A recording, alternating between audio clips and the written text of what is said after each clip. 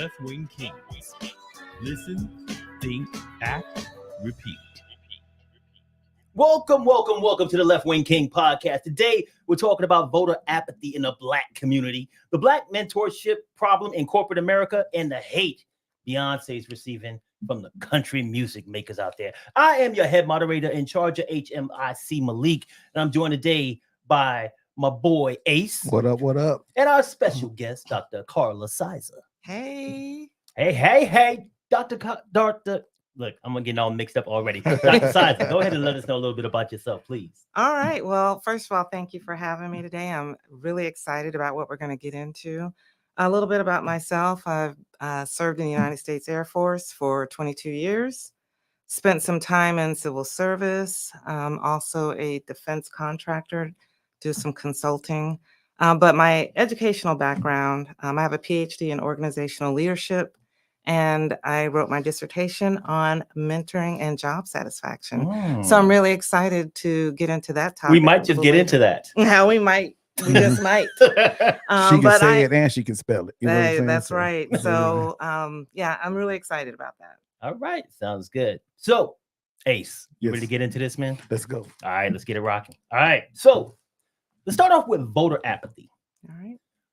Voter apathy is the lack of interest or enthusiasm in participating in the electoral process, and it can be caused by various factors, and it can have serious consequences on our democracy.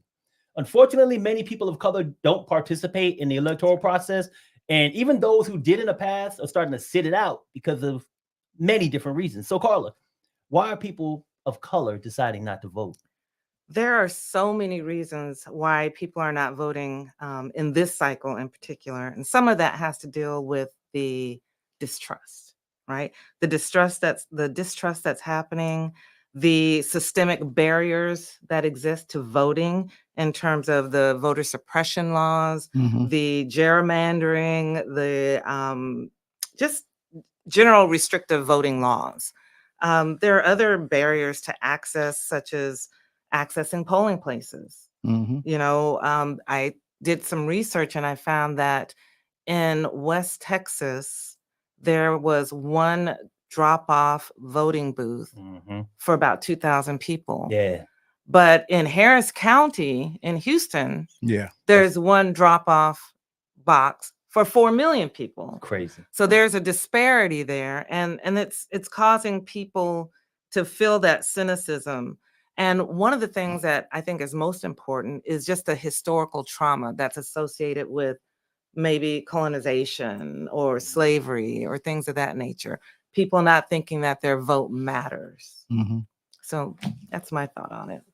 Yeah, I mean, no, there's an attack on the Black vote. You know, we all know that. You know, the Republicans, they have cases, you know, pending right now all around the country to go for voter suppression, to try to limit laws. I mean, that's the game they played right after the election, but they did it right after Obama got elected also, man. They went and actually passed a voter restriction law that attacks the Black vote.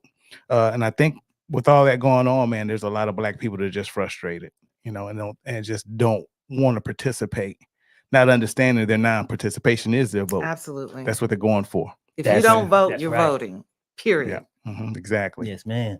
You know, it's interesting to me. I was thinking earlier, our kids, you know, specifically our young men, you know, when they turn 18, they sign up for a selective service, right?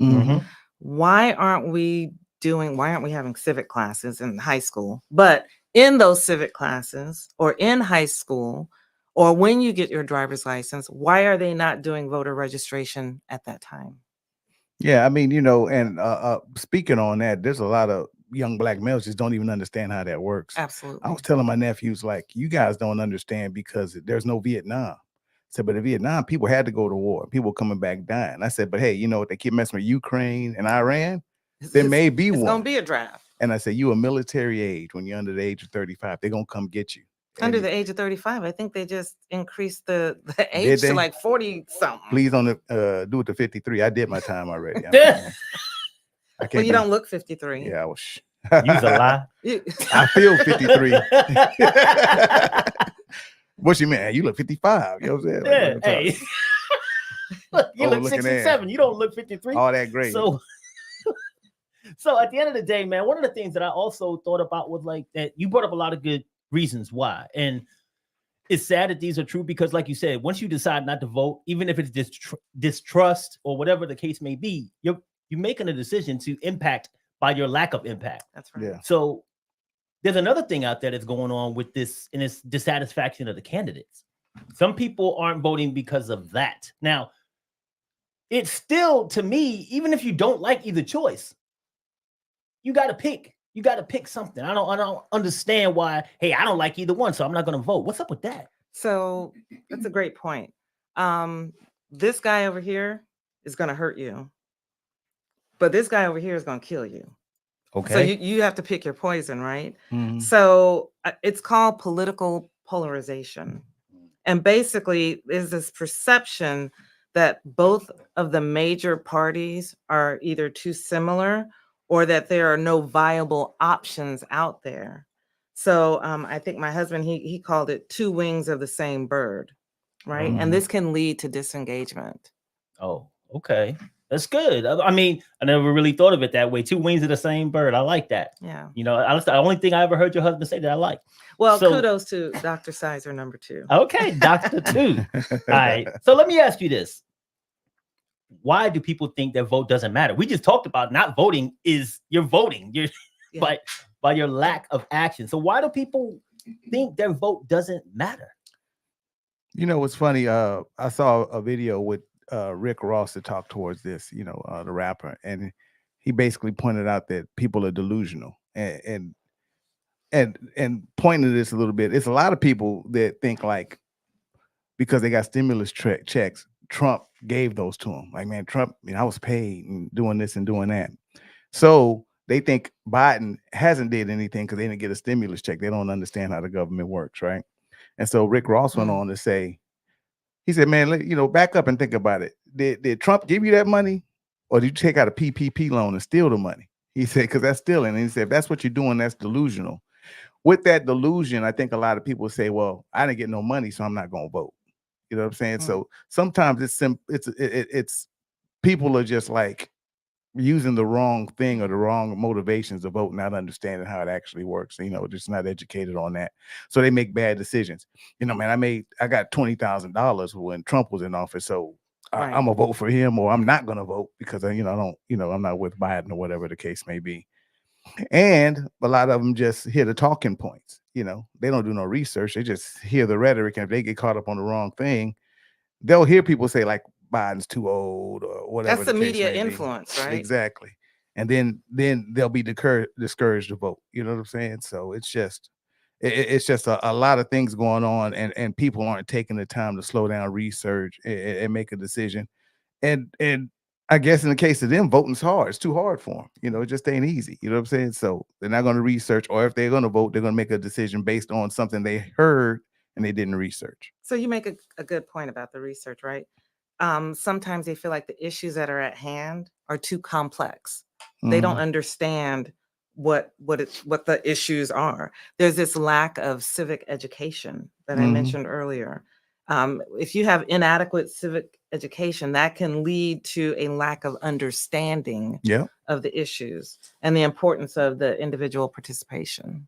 Definitely. And I can cite an example. We talked about it in one of the episodes that we talked about a different aspect of voting, but this kind of rings true for what you're saying right now. What you also said is that the last time we voted, we went to the voting polling place, and the lady was in there. She was like, I don't understand this question. So she raised her hand and asked the voting person to come help her explain it to them. But they can't help you. They can't tell you anything. That's right. They can't influence your vote by having a conversation with you about it. So she was very upset because now, like you said, it was complex. If you ever go in there, you just look up, you get that little yellow paper that they have and read through them joints. Hey. What the hell am I voting on? What's yes and what's no mean? Yeah. It's crazy, but people don't do their research on candidates. They don't do their research on the things that are happening. The proposition. They don't want the proposition, the referendum. They don't House bills. They don't want to go in and do the work that it takes to make an educated vote. I think this is really a good time to remind our viewers out there that in Texas, it's early voting right now. Sure It is. started 20 February. It's through the 1st of March. Election day is March the 5th. These are the primaries. I walked in and out on early voting. I was the only one in there. Now, when hate I that. left, there was a whole gaggle of people in there. Okay. And that's I good. went in there in advance and I got that ballot and I went through every single one of those candidates and I researched them, every single one of them. And then I went in and I was like, in and out. Yeah. But you Mhm. have to research them. You have to. Yeah. And I think another issue why people, another reason why people think that their vote doesn't matter is that when we're talking about large scale voting, Yeah. for example, when the not the primary, but the general election Mhm. comes, voters feel like they're just a drop in the ocean, Mhm. right? And they believe that their vote won't make a significant, difference in the overall outcome, but it does. Yeah. And there are specific examples of when one vote made a difference, Yeah. or when the popular vote over the electoral. Let's talk about Gore. Yeah. Maybe that's Yeah. another podcast. Yeah. Mhm. But there are many examples of that happening even back into the 1800s. So Definitely. Oh, yeah. Now Republicans ain't won the popular vote in that's right. decades. You know That's what I'm right. saying? So and it's to play on the electoral college. So but once again, just I think voting sometimes is just a lot of people, it's just too hard for them. It's too much. They don't want to do it. It's not easy enough. Then there's powers out there, powers that be, or that are really trying to discourage you to vote. Also on top of that, so it's just yeah. I don't understand. Like for instance, you were saying that there's examples to where your vote counted. Well, Roe versus Wade should tell you that. You know what I'm saying? Like, let's take it back to Obama when Mitch McConnell blocked Obama from putting in a Yes. judge, and then they turned around and turned those judges over to Trump. Trump got 3 judges in there, and now there's no Roe versus Wade. You know what I'm And saying? if you didn't vote, Yeah, you were part of that problem. you're part of that problem. And right now, what are they talking about in Alabama? Embryos? Oh, Yeah. You go to jail for throwing away an embryo? yeah. Yeah. So now those are babies. Yeah. Yeah. It's crazy. Uh-huh. When you introduce yourself to your girl right then and there, you know what I'm saying? That's a baby, dog. You know what I'm saying? You better watch what you say. You know what I'm saying? That's where they going, man. It's getting ridiculous. Hey, I want to introduce y'all to that like button. Make sure y'all hit that like button. All right. Make sure you like this video. Make sure that you subscribe to Left-Wing Kingz, and also share this video on all of your social media platforms so that you show us a little bit of love. Does that every time, every show. I'll get you. So we don't practice that. We talked about voting. We don't ever practice that, man. I got skills. So what are some of the consequences of not voting? We kind of talked about it a little bit with you, kind of led into that with the whole thing about Trump getting elected, and then the proximate cause of that was Roe versus Wade getting overturned. But what are some of the other consequences of not voting? Well, let's break it down. I mean, and I always tell people the general election is great to vote for. It's the most popular, but a lot of people don't even vote in the local elections. Right. You know what I'm saying? So let's make it real simple as school board. You get mad because your kid ain't getting taught what they want to, but you don't vote for anybody on the school board. Right. You know what I'm saying? You don't go to none of the meetings. You don't get involved with that. But then you want to complain all the time. One thing I say is if you don't vote, you can't complain. That's right. You know what I'm saying? So you got to be involved with that. And I think even on the local side, statewide, we got Abbott in there just tripping. You know what I'm saying? They just, he and Uvalde, just for what he let happen in Uvalde, he should not be in office. You know what I'm saying? Like the state police were there. The state police should have had jurisdiction and all them kids got killed. But people still right after that went in and voted and put Greg Abbott in office. You know what I'm saying? So now the border stuff and all the whole 9 yards, we can go in, like you said, that's probably a time for another show. But the importance is pay attention to your vote and definitely on the local, the state side, be involved with that and understand how important it is. If you don't vote, it affects your life, plain and simple. And if you think your vote don't count, keep not voting and watch things change on you. But once again, if they change and you ain't nothing you can do, you complain. You didn't get involved. And people won't really understand that until it affects them directly. Right? Exactly. Yeah. Once it starts affecting them, then they're like, oh, wait a minute. Maybe I should have voted, or maybe I'll vote in the future. But we have to, and I don't think it's going to happen overnight, but we have to find ways as a society, as a culture, to encourage people, especially our young people, because this is going to be their situation, right? To get out there and vote. Parents, need to educate their kids right now about the importance of voting and having their voice Yeah. heard. Because Yes. if not, there's going to be a policy misalignment in what's important to you and what actually happens. Yes. You'll have a limited amount of representation, right? That's exactly what I was going to say. Yeah. That's my main takeaway from this whole conversation around the consequences of not voting is reduced representation. Yeah. Because if you don't vote, you don't have a voice. That's right. And nobody in there fighting for you. Because as long as the individuals, their platform that they were campaigning on remains true, and they were true to themselves about that, they should be going in and talking about the things, if you vote for them, that are important to you, that align with you and your beliefs. You won't have that representation, or you minimize the chances of you having that representation without you voting. And you made it easy for them to do the work by not voting. Yeah. Exactly. You do exactly everything that's against you. Yeah. Right. And look, whatever your beliefs are, Democrat, Republican, I mean, I'm independent. So, whatever your beliefs are, you need to vote. You need to be counted for that. I mean, I don't like when people are just delusional. Don't vote against things that don't benefit you. Yes. Right. Like your own interests. Yeah. Don't listen to the rigmarole out there and be a populist voter, just the popularity, and think, I'm gonna go with this and that. And what the person you're voting for is not benefiting you at all in life. That's what I don't understand, the delusional voter. I'm saying, I'm not gonna vote. I don't even know if they're delusional or if they're like one topic voter. Like they're gonna vote for the Republican because of one thing. Abortion. But they don't care that they're a teacher. And the Republican ain't supporting public education. Exactly. But they care more about the fact that, hey, they're going to say no. I mean, they're pro-life. So I'm voting for them. Even I know my check's going to be small and I'm never going to get a raise in 15 years. But I'm pro-life, baby. Well, here's the deal. I don't care how you vote. You can vote Republican. You can vote Democrat. You can vote independent. But however you vote, you better own that. Yes. You better own every bit of it. Yeah. That's a great point. Now, speaking of owning the vote, our ancestors couldn't even vote. And they went through hell. People died going to vote in this country. And some of y'all may not believe that. I don't give a flying, you know what? People died to vote, right? And they cared about voting because they felt that voting made a difference and it would help them progress in our country. And we've come a long way from that time. So why do we not see the value? Why do we not feel that it's important to vote when voting has done so much for us? Maybe it hasn't gotten us all the way there yet, but our ancestors saw the value. Why don't we? Yeah. In terms of the ancestors, right? I mean, voting, the whole concept of voting really honors the sacrifices, right? And the achievements of those who fought for us to have the right to vote, and there's this whole thing about civil rights and equality. The right to vote is a fundamental civil right. Yeah. And a cornerstone of our democracy. And I just feel like, democracy is dead if we don't get out there and vote. Yeah, I mean, they said when the forefathers set up this country, they set it up surrounded by the vote. And a lot of people don't understand. Unfortunately, Black people don't understand that that's the power. The power to the people is the vote. You know what I'm saying? They would not have killed us and discouraged us for doing it if it didn't have any power. You know what I'm saying? So just think about it like that.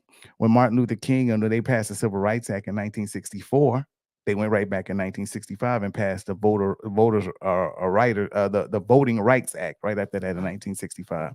They had to do that. Martin Luther King and them understood without one, you can't have the other. You can't have civil rights without voting rights. We have to have power. And that's our power. I think right now in 2023, we forget how many people had to go through that to make that happen. It was a lot of hot, unair-conditioned rides between, Montgomery, Alabama and Atlanta with Martin Luther King to make sure that we could vote. I mean, it was a lot of people that went through a lot of things and a lot of sacrifices to make it happen. And I just think that we forget about that, how important it is. Not only just the discomforts that he had, but like you said, the people that died up to this particular point. There was, I don't know the name right now, but there was a World War II veteran that came out and he was in his uniform and went to vote.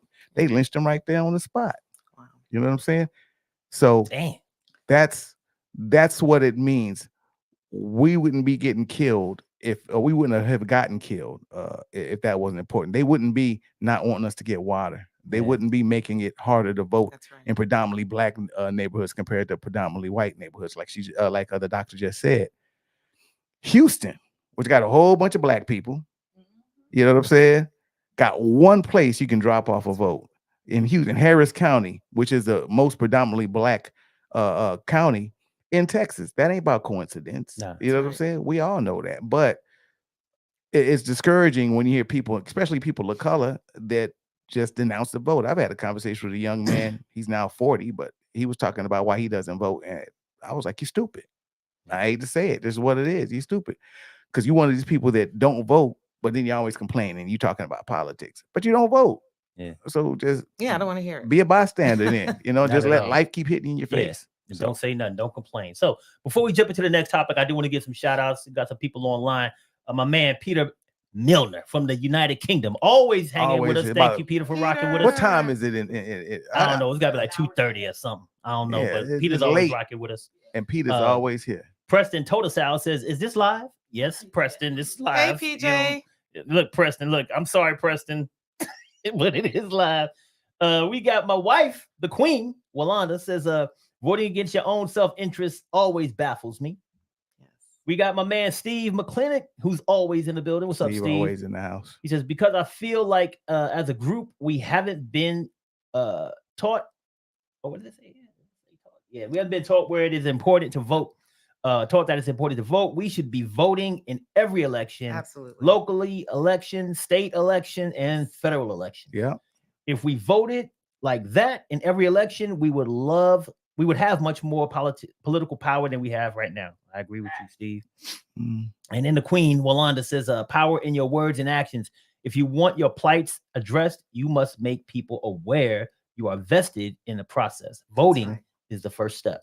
Exactly. Squeaky wheel gets no oil. You ain't I- lying. I do want to Oh, say something one like that. thing.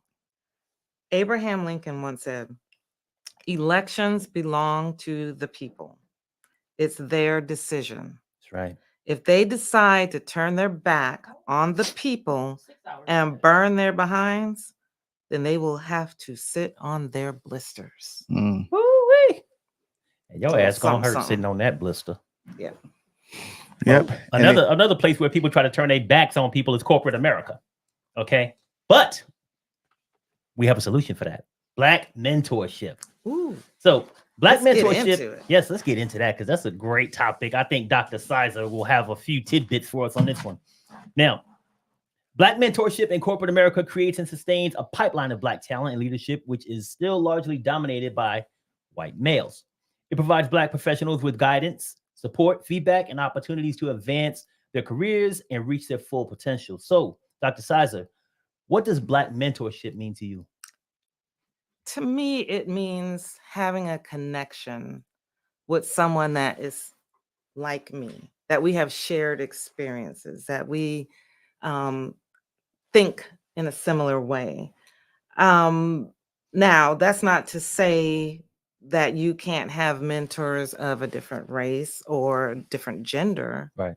But I think I'll give you a great example. I worked in a large financial institution, and I was told when I first started there, I had a Black individual, an executive, and a white executive, and both of them told me the same thing. Find a mentor that doesn't look like you. And that kind of baffled me. Mm. I was like, I don't know. I don't get it. I don't know. Why would they say that? You know? And so I thought about it and I said, you know what I'm going to do? I'm going to get a mentor from both. One that doesn't look like me and one that does look like me, because they're going to serve different purposes. Mhm. Right. And so the white mentor is the person that can help me navigate the bureaucracies within an organization that is white male dominated, Mhm. right? The Black mentor was there to help me, watch out for the landmines, Right. Mhm. right? And so I think it's important to find that balance and find that mix of a mentor. Mhm. Doesn't necessarily have to be a Black mentor or a woman mentor, but we have to have some shared experiences. Because if you don't know what it's like to go on the BMW dealership and nobody want to help you, Mhm. or to be followed around in a grocery store, if you don't know what that's like, then we might not have any business. I've been there. Both places. But I just feel like, again, just understanding the corporate landscape and where those landmines may be sitting, I think it's imperative to have someone that has some shared experiences. Yeah. Yeah. I got a question. What is the importance of mentoring and how does that work towards your career? Like why should somebody seek out a mentor? I think it's really important to have a mentor, and you can call him a coach, you can call him a guide, you can call him a leader, you can call him whatever you want, but to have a person that can show you the ropes, that can help you network, right? There's like, if we don't have people that look like us in positions of leadership within an organization, they may not be able to help us have those networking opportunities to find out where the opportunities for promotion and for growth occur. Right. So I think that's really important. That networking and connection, having that representation in higher levels, like I just mentioned, having someone that, knows the ropes, that they squeaked in there into a leadership position, and, they need to like pull people up. And unfortunately, in our community, I hope this is a judgment-free zone, but we do have in some cases that crabs in a bucket mentality. Yeah, right? we do. Or that distrust. We do. I have to get on that because just because you're black don't mean they're your ally. Absolutely. Your skin folk ain't your kin folk sometimes. You know what I'm saying? So yes, sir. And I think that it's an important point that you kind of said when you're in there. I mean, let's be real, especially when it gets to corporate America. It's some meetings we ain't in. That's right. You know what I'm saying? It's some barbecues we don't get invited to. You know what I'm saying? Just to be real. Yes, you know what I'm saying? So it's always good to have somebody, like you said, maybe of another color, especially when they get a leadership position. Yeah. You know what I'm saying? That kind of can include you in some of those backdoor conversations that aren't being had. But at the end of the day, you gotta have somebody that knows what hot sauce to bring with the collard greens. You know what I'm saying? And what kind of macaroni, how to cook some macaroni for real. You know what I'm saying? So you gotta have somebody in there that relates to you and relates to what's important to you also. Yeah, I think from my perspective and being in one of those or the same large financial company, there are circumstances where I've had mentors who look like me and mentors who did not. And to your point, you do have to have your reservations initially when you meet anyone, regardless of color. That's All right. your skin folk ain't your kinfolk. You might meet them and they might turn out to be something that somebody who's trying to keep you down. Yeah, I don't work for that brother. The good thing is if you do meet a mentor who is genuine and genuinely wants to help you, and they are of your same race, skin tone, whatever you want to say, gender, there are connections that you can make with those people sometimes, right? If, like I said, if they're truly genuine and they want to help you, I could talk to the black mentor a different way than I could talk to the white mentor. I could talk to the black mentor about things that I couldn't talk to the white mentor about, that they would have no understanding of, that because they just, like you said, they ain't been in the BMW place and had nobody help them. Right. They ain't never had nobody following them around the store. So I can't talk to them about certain things. Now, once again, you have to have that comfort level. You have to get to know them initially. You can't go in your first meeting and start complaining about black versus white stuff, right? It ain't gonna fly because you don't know who you're talking to first. Yeah. Right. But at the end of the day, it does make a difference. But with that being the case, there is a shortage of black mentors in corporate America. Why do we think that is? Honestly, I think it comes down to a representation gap, right?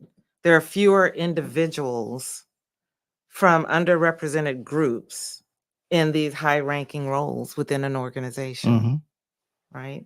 Or in society, for that matter. I know in my current organization, they're kicking off a mentoring, program. I would love to do it. That's my bag, but it's only for a certain segment of people. So here I am unable to do that. However, you can always go to info@drcarlasizer.com and I'll be happy to mentor you 1 hour free. That's awesome. Yeah. Y'all better take her up on Yeah. that. Free for 1 hour. Yes. Preston. So Preston Totosal says, sorry to say, but the black mentor was too busy trying to keep the shine on himself Yeah, rather there you than go. guide me. Other than him, there were no other black mentors. Yeah. So to that point, few and far between. Like even though we might have a few black people in the organization that you work at, are they all equipped to be a mentor? Do they That's all true. have that skill set? Mm-hmm. Well, so there's different types of mentoring, right? There's the formal mentoring, Mm-hmm. right? Where there's a more advanced individual, the mentor, helping out, coaching, guiding, leading a less experienced individual, right? That's your formal mentor. Yeah, I do that at work. Yeah. Yeah. But then Mhm. there's also the informal mentorship, right? That you want to help and guide, hey, we're going to play chess. We're not going to play checkers, and you just kind of guide them and help them and motivate them. And, you have to decide what that is. Your mentor may not be in a professional environment. Yeah. It may be in a more personal environment. So Yeah. And when you talk about the black mentor, let's be real, man. A lot of black people, when they're at work, especially corporate America, a lot of times they get caught at just looking out for themselves. You know what I'm Yeah. saying? They were like, man, I'm just looking out for me. You know what I'm saying? And I'm trying to keep my head low, like Yeah. prison or something. Yeah. You know what I'm saying? Like, you know what I'm saying? Like make friends. Too Fool. You know what I'm saying? sweet. Make friends. You know what I'm saying? I got Oh a my young God. lady at work right now. Just walk by me, won't speak at all. I'm like, where you be like, where you raised from, man? Where your people at, man? Like, you know what I'm saying? Some black people don't want to congregate with black people Don't at wanna work because congregate they with think black it's people. a controversy, whatever you want to call it. Like, Well, we no, can't be grouped together because they think something's going on. there's something to that. Yeah. There is something to that. I mean, you get more than two black people together in an area, That's church. and and it's like we're about to overthrow. That's what they say in church. Yeah, we about to overthrow the whole organization. Yeah, no, you're right, man. Yeah, I always say that, man. We got to break this up, man. Too many black people in the same place. You know what I'm Exactly. saying? But the bottom line, back to your earlier point, is in addressing the shortage of black mentors, it really comes back to that whole DE&I thing Mhm. that they're trying to get rid of Yeah. Yes. in a lot of organizations. I mean, that's what it comes down to, having a comprehensive effort to, have a DE&I program. Mhm. Yeah. That's what So it people comes that down don't to. know diversity, equity, and inclusion. Yeah. So, I know that a lot of our black folks know, but just in case you don't. So let me ask you this. How does mentorship help overcome some of the challenges that black professionals have? So we kind of talked about it a little earlier, and that's really about navigating that corporate culture, right? Mhm. We're going to face challenges in navigating the culture and that we may be unfamiliar with, Yeah. right? Or even unwelcomed to. But I think black mentors can help provide some insight into some of the minefields. Mhm. They can help us to build confidence and self-efficacy, and also provide us with, and we mentioned earlier in the segment, the networking opportunities. Mhm. Right? We have to seek those networking opportunities out. They're out there, Mhm. but Yeah. we need to get involved. Right. So Yeah. So, a lot of times, when you're in corporate America, you got to know when to fight and when to flee. And a lot of times the black mentor can help you with that. Because I've been in my work experience, I've seen a lot of black people lose their job on just being black. You know what I'm saying? And sometimes it ain't right. Like it wasn't time for you to fight. Like, Jaquita, you shouldn't have cussed out everybody. You can't do that. Yeah, you can't You know what I'm saying? Like, yeah, she need a mentor. you got to take that to HR. You know what I'm saying? And well, to that point, Yeah. HR is not for everybody. It ain't for everybody. You know what I'm HR saying? is to protect the organization. Yeah. I want to be clear Okay. about that. Okay. Yeah. Yeah. right? You're right. You're right on that. Yeah. I mean, Larry Sizer, Dr. Sizer is online. He brought up a point too. He said a mentor can help you avoid pitfalls that befell those before you. Is that befell? Is that what that says? Befall? I don't know. Look, I need some glasses. You But can say it, anyway, but you can't spell I can spell it if I can see it. So I think that's a great point, man. I mean, there's like a lot of people who are probably watching this and that we're having this conversation. They help you not fail, but also mentors can help you. All the things that you said that will help you, they can lead you to growth, not only personally but professionally. That's right. So I know that, hey, I'm going to go talk to this mentor, and the mentor is not going to focus on, okay, we're going to get you a promotion. Nah, because that's the wrong thing to look That's at. right. That's the wrong freaking thing for you to be focused on. You be focusing on these elements, and these things are building blocks to help you progress in your career personally and professionally. So, and creating a support system and sponsorship and advocacy and not getting in trouble, like Dr. Sizer said online. Like, I don't want to fail. Yeah. I'm gonna stop you from failing. Yeah. Put you in a position to win, and you can win by clicking that like button. Okay, make sure that you always click that like button and always subscribe to Left-Wing Kingz, as well as sharing this content on all of your social media platforms, because we want you to show everybody how much of a good time you have in watching this show. So, Dr. Sizer, is it important to have a mentor that looks like you? I think you talked about that a little bit earlier. But is it really important to have one? Like, could you go out there and just say, I'm gonna get me a mentor? I don't care if they white, black, Indian. I think that while it is beneficial to have a mentor with a similar background or culture or identity, I don't think it's necessarily a requirement to have a successful mentorship relationship, right? It really comes down to what your goals are and what your needs are. I think that's really the bottom line. But I will reiterate that having a similar background may, help to better understand some of the unique challenges that we face. So there's that relatability aspect and that understanding. Having a role model, right? And someone that is culturally sensitive to the things that we face. Yes. Right. Yeah. I mean, I think I agree with you. You can't go out just searching for a black mentor, Right. and make that the number one thing. You want to look at your personal growth, especially, your pathway on trying to probably get promoted or what you want to be in that company. And I think that's most important. That sometimes isn't going to be a black person. You know what I'm saying? But it is beneficial if you have one, and definitely informal, especially if you're just in-house and working with people. It's just good to have somebody that you're talking to, even if they're not on your pathway to growth, just for them to probably just talk about corporate culture, and understanding that. So yeah, don't go out just searching for the black person to be your mentor. And then, like I said earlier, some of these black people ain't got no time for you anyway. You know what I'm saying? So just keep it pushing. Well, I have time for you. You can reach me at drcarlasizer.com. drcarlasizer.com. Now she's doing it to me. There you go. She did it too, boy. I'm getting double teamed over here, man. So you brought up a good point about like a successful mentorship. What does a successful mentoring relationship look like? Like, does it mean, hey, I got a promotion in a year? Like, I know that one of the things that you probably do as a mentor, or not the mentor, but the mentee, is you probably come to the table. You should come to the table with goals. That's absolutely. That's the first thing that I do with a lot of my clients, is help them to set up their SMART goals, right?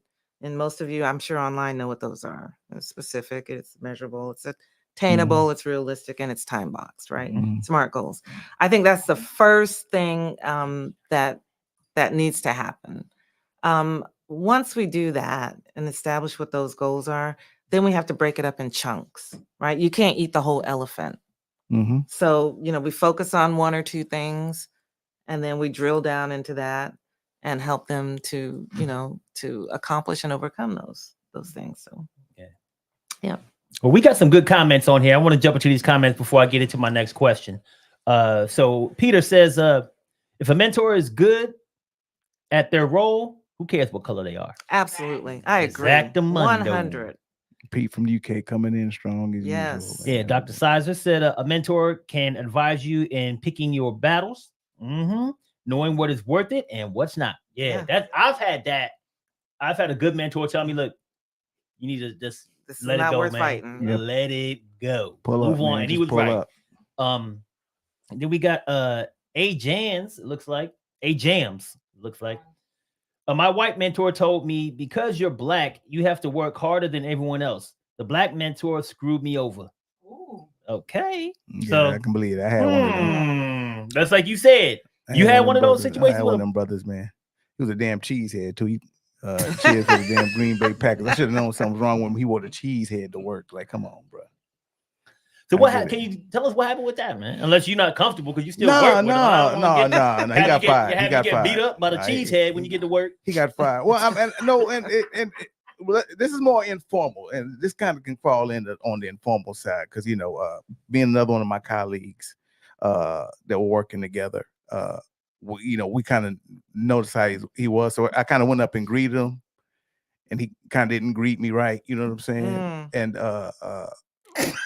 he didn't pass the black card. You know what I'm saying? What's the right greeting? Well, the universal head nod, bro. You know what I'm talking about? Right here. You know what I'm? Hey, yeah. You know what I'm saying? Like, What did he do? You can figure out. No, when a brother walk right by what you, did he do? y'all look at each other. He don't hit you with the universal head nod. That's already a warning right there, bro. You hit me with the universal head nod. I was just wondering what he did. How did he greet you? And then did he when I not walked, greet you? when I walked up to him, we was a group of people. It was black and white, and he was like, "Hey, this guy right here." I was like, "Oh man, he's one of these, man. Here we go, man." And my man Keeve, shout out to Keeve, man. He was working with me. He was like, "Yeah, bro, that brother right there, man. Like, he's the one. That's his saying. He said, he's your skin folk, but he ain't your kin folk. I got that from Keeve, man. Okay.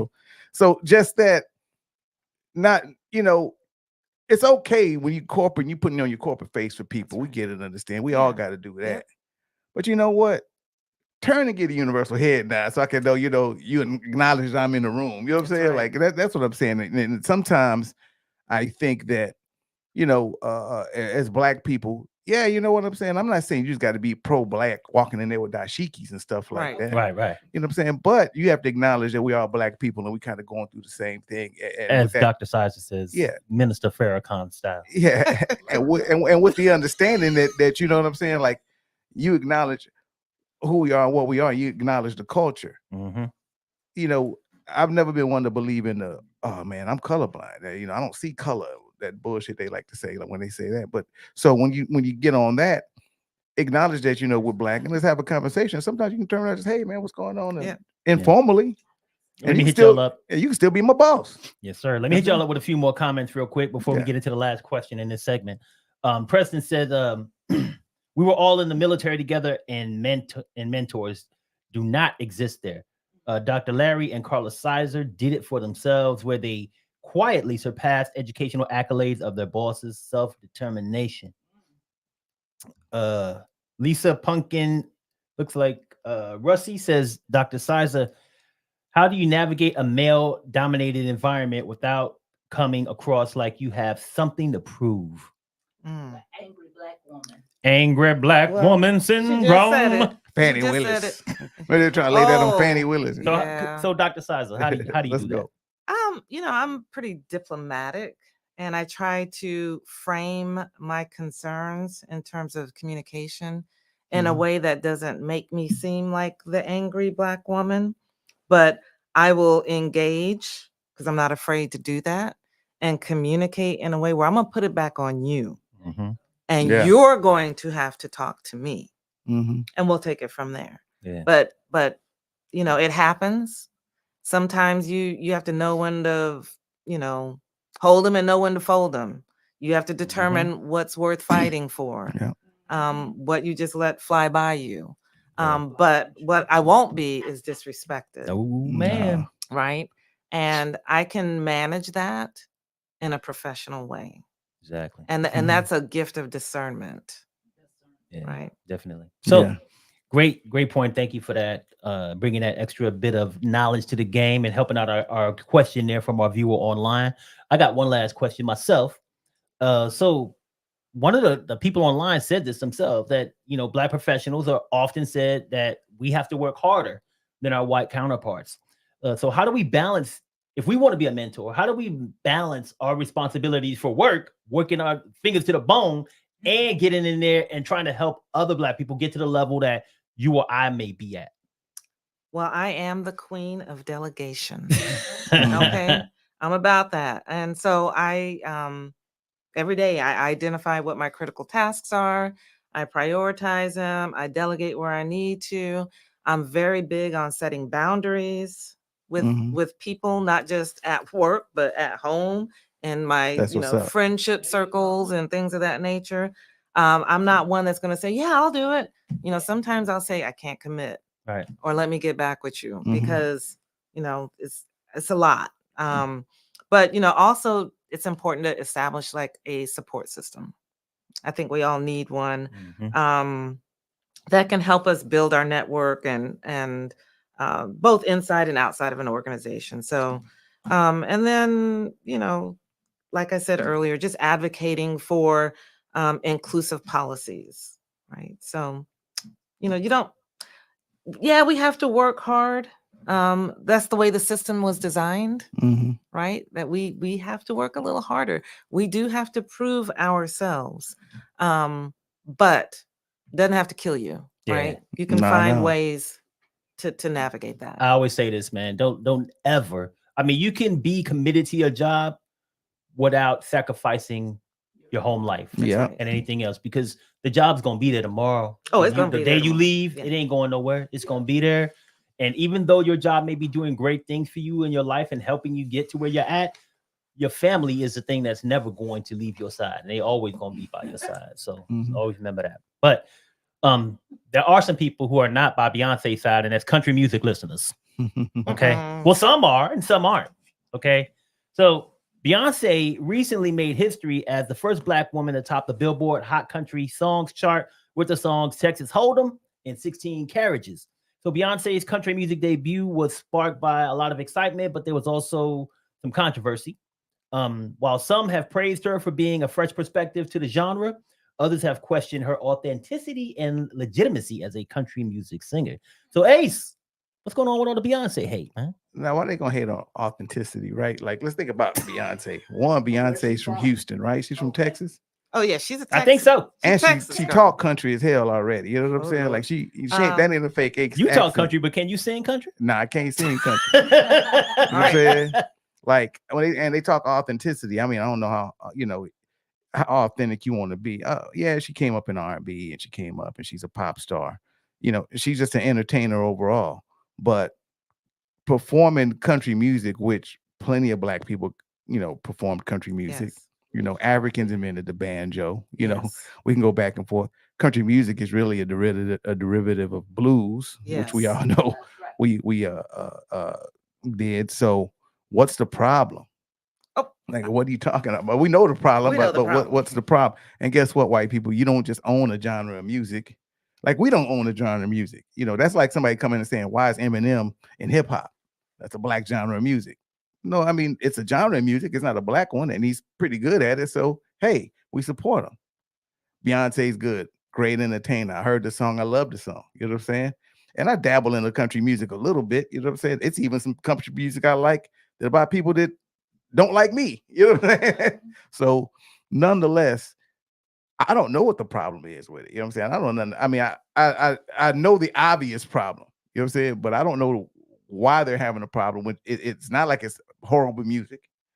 And it's not like she's pulling it off. And you want to talk about authenticity. She's probably from the most country music state around, grew up around it her whole life. You know what I'm saying? Just like I did. So, I mean, it's not unusual for artists to dabble in other genres, right? mhm. Right. So I think it really, I'm just gonna put it out there and say it. It's because she's Black. Yeah. Because she's Black. Because she's relevant, Mhm. right? It's Mhm. because if you think about Maslow's hierarchy of needs, and at the peak of the triangle, oh, shout out to Jay-Z. Oh, But at the peak of the triangle is self-actualization, right? mhm. Like, she's a billionaire. He's a billionaire. Her husband, I mean, they got billions. What else is she going to do? Yeah. That's know? what I was gonna say. She's Black and she has something already. Yes. She's already established. Like, Brand. she has a brand. That's right. She's powerful. She has influence. All of those things together, they like, why she got to be in our space?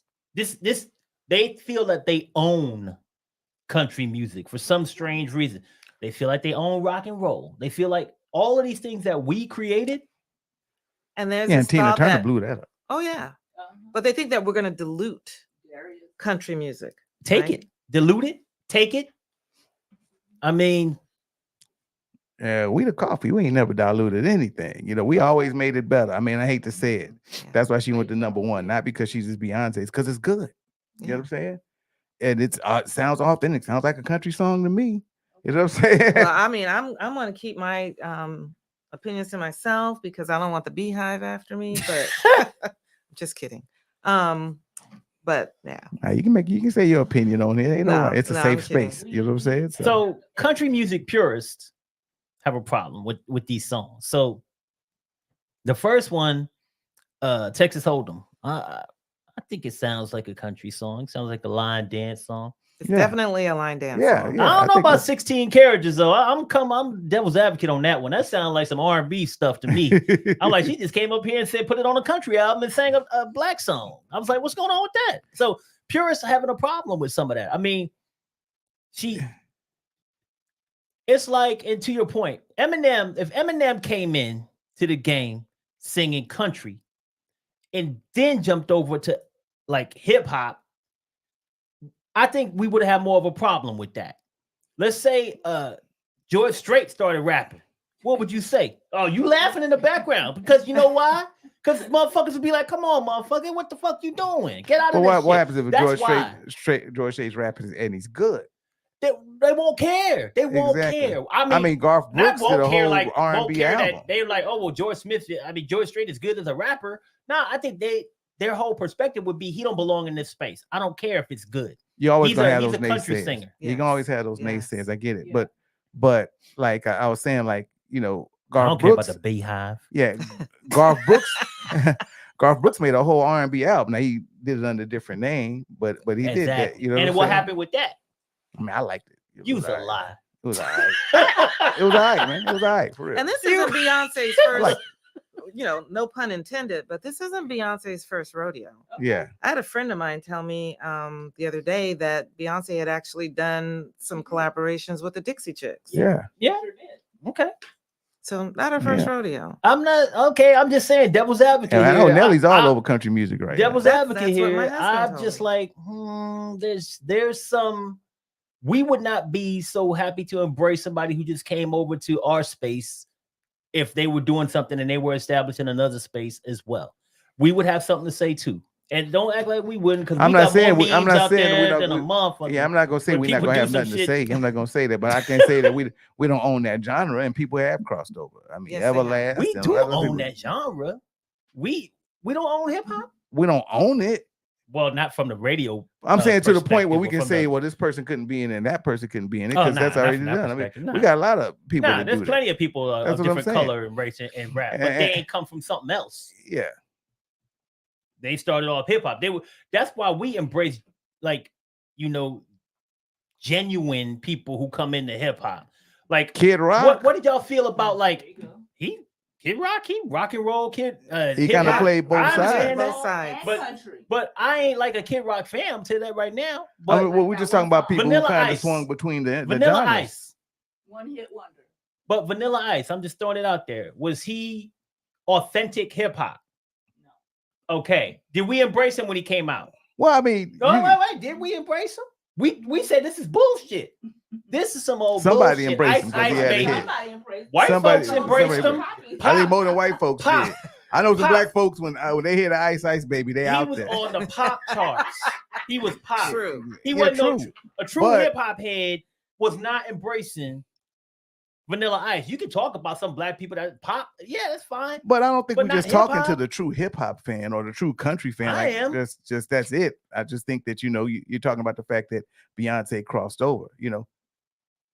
Taylor Swift Anybody can crossed cross over. if Yeah. they Taylor want to. Swift crossed over. Yes, she did. Anybody can You know what cross I'm over, saying? but it doesn't mean that you have to be accepted. That's the point. Oh, I mean, but that's a redundant argument because nobody's gonna be all the way accepted. Great right. song, but Run DMC was on it. That gave them authentic. That gave them like validation. You know what I'm talking saying? about Aerosmith? Yeah. Yeah. Walk this way. Yeah. Mhm. Oh yeah, but there's somebody that was like pissed off because y'all just fucked up walk. I'm not this way. saying nobody Well, was yeah, pissed off. so- I'm saying hip hop Oh, heads, yeah. purists Rock and roll. would say this is Yeah. Run DMC on this song. Whereas my question is, country music purists have a problem with Beyonce. Not just Of course, everybody yeah, I who's a mean, fan. yeah. I mean, These are but purists. It comes down to any purist is gonna have a diluting. problem with it. It really comes down to diluting the authenticity of country music. That is why the purists are upset. And she's black. Any purist is gonna have problems. And she got shit The already. baseball purists have problems year after year, and baseball's still the slowest damn sport that we got. Eh, All purists yeah. or the extremists are gonna have problems. I mean, Yeah. we can talk. We'll that's gonna be a given right there. You know what I'm saying? I don't think that anybody's it was nothing she was gonna do. I don't care if they felt like she made the best country song ever. So They do were you gonna have a think that problem she with would go like on the? Do you think that she's going to win a country music award based on the purists? Probably Oh. not. She didn't win a Grammy. Okay. Oh, she Well, won. no, Grammy. she won Grammy. won plenty of Grammys. She Grammys. didn't want She album didn't- of the year. She didn't get album of the year. Scratch She'll that. be You're right. nominated. She'll be nominated. I don't know if she'll win, but she'll be Okay. nominated. She got what 32 Grammys, but she's Yeah. never been nominated for album of the for year. album of the year. Exactly. Is it Yeah. because all the songs, like what constitutes Well, I mean, an album of the and year? I'm gonna say she got great hits. No. I don't own a Beyonce My wife album. would say Beyonce ain't never had a whole album. That's what that I'm was that great. saying. Exactly. But did Taylor Swift? I don't know. I can't even tell you I one mean, Taylor I don't Swift know. song. So Yeah, I don't can't know. do that either. I can't name one. I can't. Something to think Anti-hero. I've seen Something to somebody. I've think about, seen somebody definitely. wrote up anti-hero. I never heard the song. I don't know. Yeah. I have no idea. So I'm gonna go What back to Taylor your Swift point sang? earlier, man, because you made a good point. There's black people been singing country music forever, like Yeah. Rissy Palmer, Mickey Guyton, Alice Randall. Like, why haven't Charlie they gotten Pride. any? Why, if we're talking about this is a black thing, why have they not gotten Ray Charles. any backlash from singing country music? And why is Beyonce getting it now? I mean, and Charlie Pride. If you look at his story, I mean, he caught a hell of a lot of flack. Hell, Darius Rucker. Darius Rucker was with Hootie and the Blowfish and sang nothing but pop, white music, alternative music for decades, and went over to country music, and they gave him shit. You know what I'm saying? Like, I mean, we know there's a part of this population. We know the white population, rural population, whatever you want to say, how politically correct you want to be, feel like that's their music. You know what I'm saying? And why are they black? I mean, they don't like black people anyway. So why are black people in here singing this music? But just like Darius Rucker and a lot of these people say who come from small towns, they're right there with them, just like any other music genre or whatever. You know what I'm saying? Just like an Eminem, or some Caucasian person, white person that grew up in the ghetto or grew up in that kind of genre will probably gravitate toward hip hop. It's just what it is. It's just life. It's just music, So back to an earlier point, Beyonce's relevant. She's number one. Mm-hmm. She's a threat. And for the people that you mentioned Yeah, they earlier, none of that. Rissy and Mickey and Alice, I had no idea who they were, so I had to do a little research. But what the statistic that I want to bring up, or the metric, is of the 146 members in the Country Music Hall of Fame, only 3 of them were African American. And one of them was Charlie Pride. And that was just 24 years ago, 2000. Yeah, Charlie Pride. Well, he was singing. That's in the 70s. Charlie Pride was singing country, man, for a long time. Yeah, and that's a valid point. She's a look. We all know, and the biggest thing outside of color is the fact that Beyonce's gonna get something done. Like, she's gonna take over. You know what I'm saying? Like, it's gonna change. She's gonna blow the thing up. You know what I'm saying? Like, they know that. That's why she went like straight to number 1, because of a fan base or whatever. And country music purists don't like that. You know what I'm saying? Or whatever the case may be. But like I said, we can go back and forth on people who crossed over and did things and blew up, and we didn't like it, or whatever the case may be, or the purists didn't like it, or whatever. It's just music, man. Music is subjective, and they need to stop thinking that they like people can't make, certain people, certain colors should be making this kind of music, or certain kind of fame or whatever shouldn't be making this music. Yeah, basically. Yeah. So MRB Scotty is online. He said, we black people have embraced all walks of life when they cross over into genres that are predominantly black. He said, we welcome Michael McDonald, Justin Timberlake, Hall and Oates, and many others I like all of in them the too. R&B, Yeah. but that sentiment is never reciprocated. No, Great point. that's a Mr. big B. point. That's a big point. I got Hall and Oates downloaded right now. My This all playlist goes back is to serious. and MRB Scotty. We've talked about this on the show before, but it goes back to the mentality, and I'm going to go back to slave mentality, man, where we were told to turn the other cheek. They taught us religion and taught us their religion to say, hey, you know, I'm gonna go ahead and do this to you, but you can't do it to me. Yeah. Thou shalt not kill. Thou shalt not do this. But hey, turn the other cheek to be a good Christian, and that's what we do when it comes to people coming into our space. We welcome them. We let them in. But what do they do when we go into their space? The opposite of that. Just like with anything else. It's like they want to protect something that they feel is owned and by them. And Beyoncé is a threat. Like you said, Dr. Sizer, Beyoncé is a big threat. And they know if people with her status start to get into that genre, you're going to lose it. What happened with basketball once it got integrated? What happened with football once it got integrated? They know that if we enter their space, we run shit. That's what we do. I mean, ice skating, like gymnastics. I mean, it don't matter. If we going to get involved, we going to be the best at that shit. We started to swim too. And that puts them in a place where they feel discomfort and they're not ready for that. And they still they're making up sports like cornhole and shit. Like that's a look, pickleball. Sport. You better get your pickleball on. That pickleball's on ESPN now, nigga. I was on TV and cornhole was on. They had pickleball tournaments, nigga.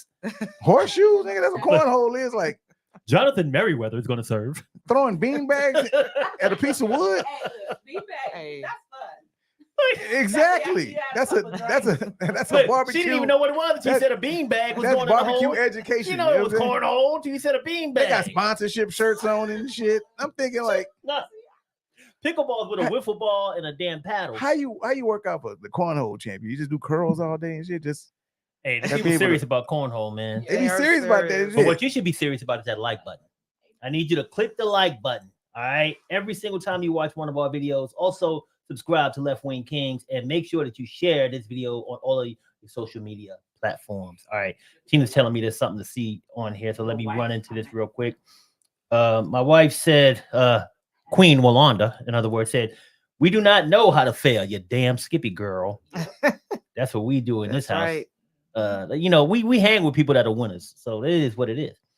Steve McClinic said the lyrics don't sound like a country song to me. I agree with you on that 16 carriages. I'm like, what the hell? This is not country, but you know, it's whatever. Now, I like Texas Hold'em. Let me ask you this. I I was hitting Beyonce up a minute ago. I had the Beehive coming at me full strength.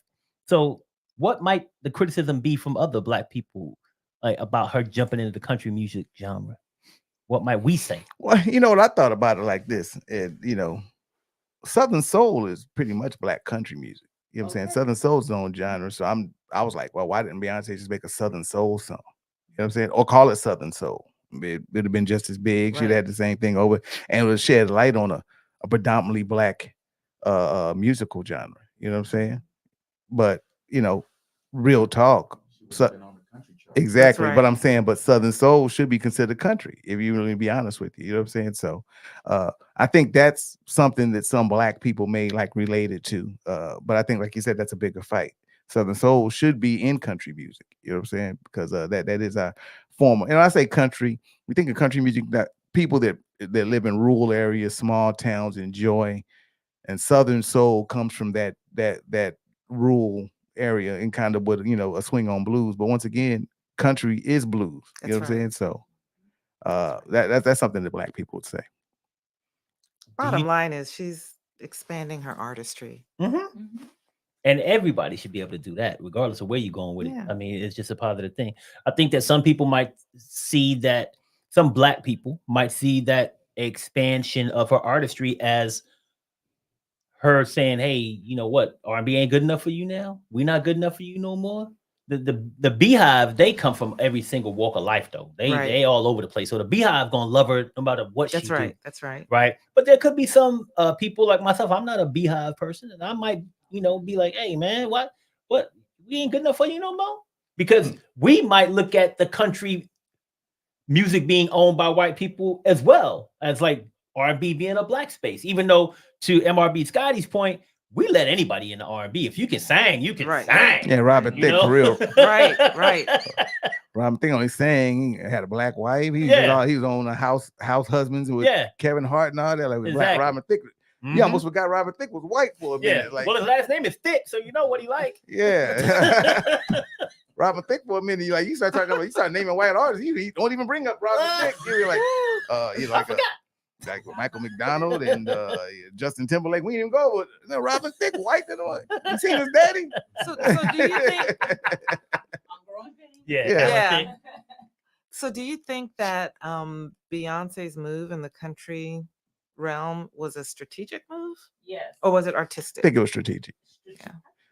I think it was both. Both. I think it was both. I think, hey, you know what?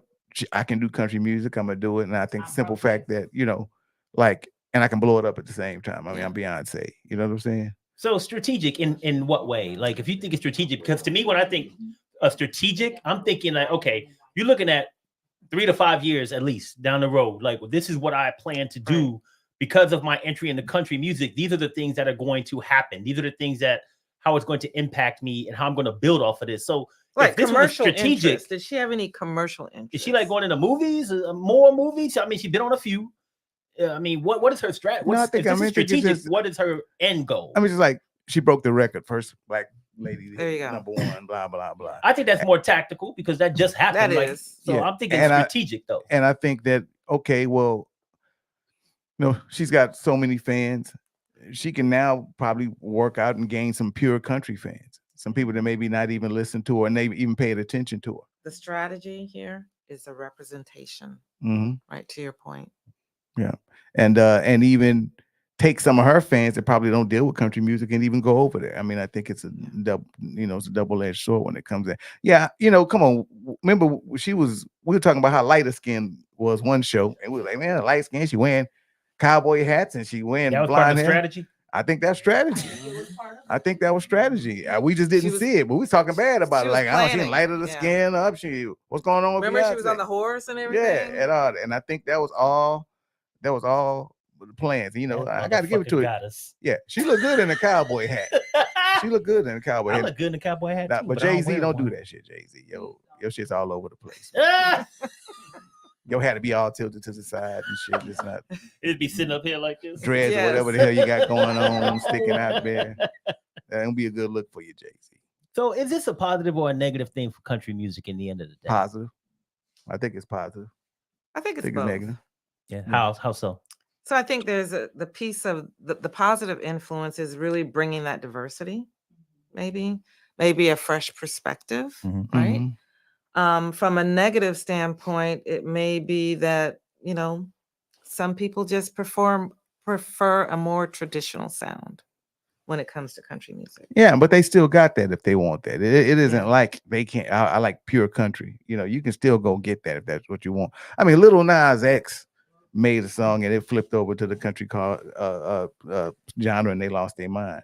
Right. You know, and it's even with R&B. You know, we got some stuff that's considered R&B that may be a little more on the pop side, may not be to our liking, and we got some deep dive R&B that certain people may listen to, or more black people may listen to, that may not cross over to be pop. You know what I'm saying? Why can't country music have the same? You know, I think at the end of the day, what she's doing is introducing new listeners, right, to country music and breaking the genre barrier. Yeah. I think that's what it comes down to. Yeah. And let's be real. White people line dance, black people line dance. She made a line dance song.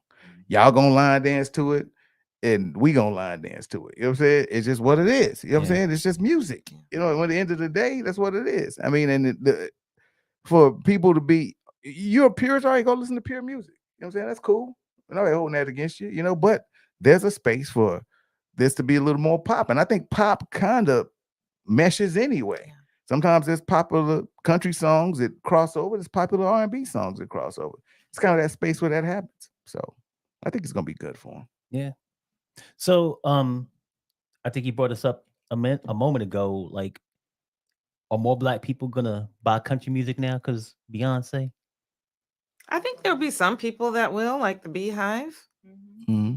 I won't, but Nah, That's I just heard me. them songs. That'll make me no more interested in no other country songs that I've heard. I'm not going there. I know Now- Ace, you might feel differently. Well, I mean, I think there's been a before Beyonce even did this, and I think this is part of her strategy also. I think it was already a migration of Black people crossing over to country music and listening to it. I think that was already happening, especially with Southern soul and a lot of things like that. And they do have some lower end relevant Black artists that are out there performing country. You know what I'm saying? It's just that they didn't have one, like you said, of this magnitude that shook up the world. You know what I'm saying? But they do have more. And it was swift. Yeah, and they have more people that are performing country, and I think maybe Beyonce saw an opportunity, said, "Let me jump into it because of who I am. I could probably bring more over," and I think it might just been of an interest, And or she had nothing or to even staying lose. relevant. You got And nothing she to had lose. nothing to lose. But I think there's a relevancy to it, to where some Black people and people of color are moving a little bit more towards country. Yeah. So few comments online that we got before we kind of wrap things up. Steve started off with another comment, but I want to bring up this point, and if y'all want to talk through it after I'm done, please feel free to. Steve brought up a great point. Like, some country music can be racist.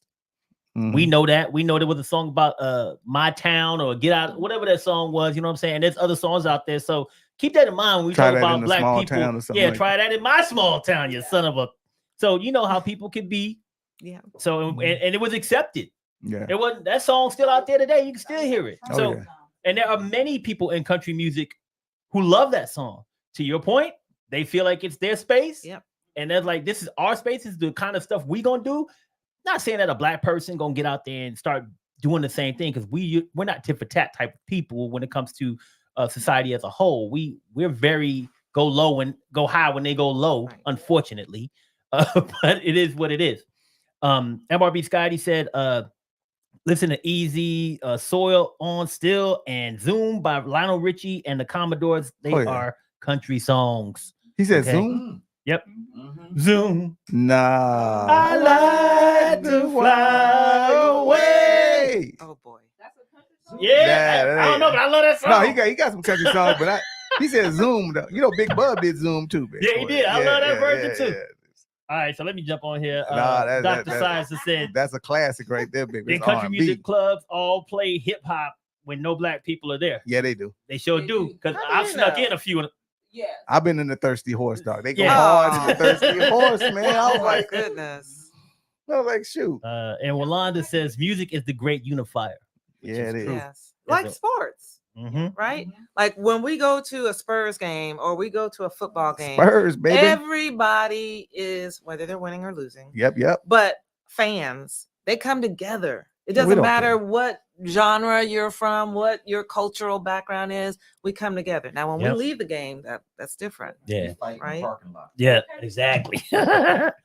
So Walanda says, music has a unique ability to evoke emotion, connect people, and provide a form of self-expression. It could be a source of comfort, inspiration, and joy, contributing to emotional well-being and a sense of connection with others, regardless of genre. Very good. And A Jam said, I don't need country. I got Wu-Tang. Okay. Dang. What I'm talking about, man. In the comments, Atomically. Preston said, that's the problem. They do like when non-white people migrate to anything they deem as their own, right? So yeah, this is true. They don't. That's They don't Elvis, like, bro. Let's they don't be like real. when non-white people migrate to anything that they deem as their own. Yep. that is Elvis definitely the adopted problem. rock and roll and they lost their mind. He's Yeah. singing Black music. That's right. all day. Yeah, I'm just saying. Elvis. Look, I don't know about that one. There's a controversy on hero whether he the was most. racist or not, but you know, I know Public Enemy said they is. Yeah. Yeah, but either way it goes, I mean, it's just like this is an ongoing battle. Like I said, Elvis blew up the world. Yeah. Singing Black music. You know what I'm saying? We all know that, you know. And I mean, hell, but it goes the other way around. Y'all all up in uproar. Exactly. You know what I'm saying? Shoot. But hey, man, I don't want to end this in an uproar, so we're gonna end it on a good note. I want to give Dr. Carla Sizer a moment to just once again plug her business and talk to leave us with some comments as we get up out of here. Again, you can reach me at drcarlasizer.com, drcarlasizer.com, and set up your 1 hour free mentoring session. I'm here to coach you on everything professionally, personally, educationally. Check me out. She also gonna help me put a Shangri-La in my backyard. Ah, I well, wanna also. Oh yeah, I mean, and she's a life coach. So I need to get y'all life right. So for 1 Yeah. hour, Yeah. Carla, Miss 1 Dr. hour. Carla Sizer can help you get your life right. Yes. That life coach, that's what that means. Get your life right, fool. and Like, health call and Carla wellness. Sizer, man. Yes, call me. Hey, definitely reach out to Dr. Sizer, please. And she got pretty red books that she's giving out here. Yeah. Yeah. So definitely Thank reach out you. to her. She is here to help you guys. I want to also thank Dr. Sizer, Dr. Larry Sizer, for sitting in and being an emotional support animal today. Hey, that's the quietest I ever seen that man. He ain't never ever been that quiet. not even on Tina. Facebook. He's that quiet. Tina, my girl Tina, thank you for keeping us on point. I Thanks, know we're a little bit Tina. over in time on our last discussion, but it was a This great is a conversation. great conversation. And my man Ace always coming through with the knowledge you. and the funny laughs and shit. I try my best. And man. he's got on that Cowboys jersey, America's That team. funny Yeah, outfit. yeah. America's team. I walked up in a Giants home on purpose like this. I already knew the shots was coming. I had to represent every shit. now That's and then. I right. got to let them know what's going on. You in Texas, That's right. baby. I'm in Texas, but I'm about to be out. See y'all next week. Thank you.